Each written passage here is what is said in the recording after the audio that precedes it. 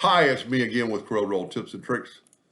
I just made a video using this, and I said in the video that I didn't like it because it was going from blue to red when you rotate this around. So if we rotate that around, you change from blue to red. Well, I'm hoping this will work.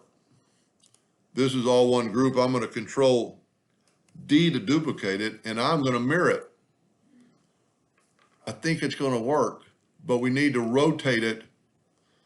So we're going to go was the good deal. The rotation is still there, but look at my rotation. Look at my number. So we can plus 7.2. Now look at that. Now it's not perfect, so we're going to have to do the same thing we did in the previous video.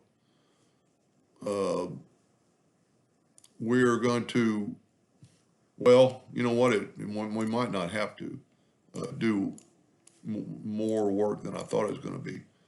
But we need to ungroup this, so take the pick tool and go up to Object Group and Ungroup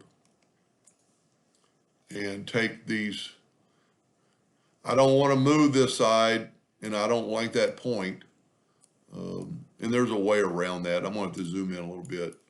But we want that point. I don't like that point, but, and see now the red is way over the line. And hopefully we can grab both these nodes. Now we're going to have a crack up top. And we can just move it over minutely. And because it's red, it could be red on top of each other. Now we can cross our fingers and hope it works. So now I'm going to group the whole thing. Control G, Control D. We've got a new object, so we have to double click on the X and bring the rotation in. And we get it the first time. This time, 14.4 degrees. But we're off. But we can change that because that was this other side. So what we're going to do is you don't want to change this one. You want to change this one. So go up to Object, Group, and ungroup it. And let's make these lines. I must not ungrouped it. Group, ungroup, shape tool. Grab both the nodes. It'd probably be better to get the bottom one. And go right there. Now you look, the blue isn't touching. We don't want to move this one because that's our anchor point, I guess you're going to call it. I'm going to call it.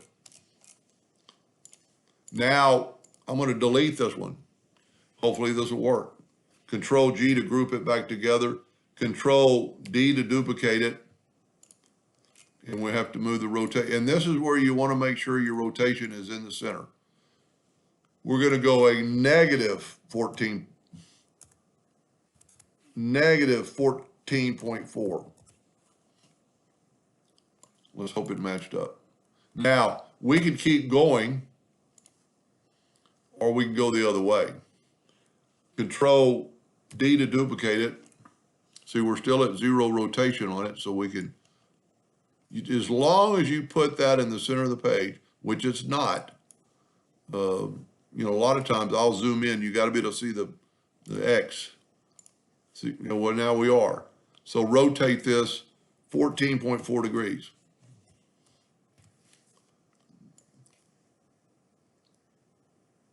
Well, should be 28 degrees, 28.8.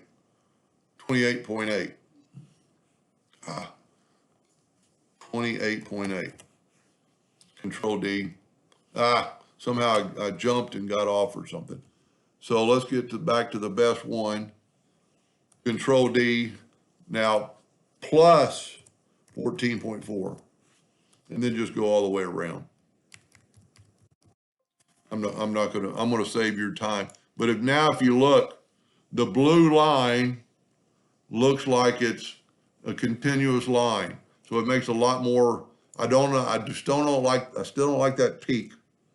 And, but there's ways around there. It just depends on how he started. You know, I didn't draw this as he did, but when I drew mine, I got the same result. But this looks, now it doesn't look like circles. It looks like a rope continuously around.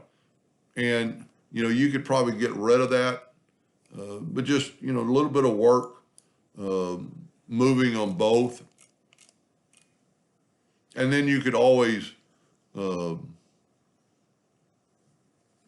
like I did here, where I put where the blue line is actually it's intersecting, where it looks like it goes behind in the front, behind. But this looks pretty good. Looks a lot better than when the reds. So now your red is continuous and your blue is continuous. I hope that helped him a little bit. Thank you for watching.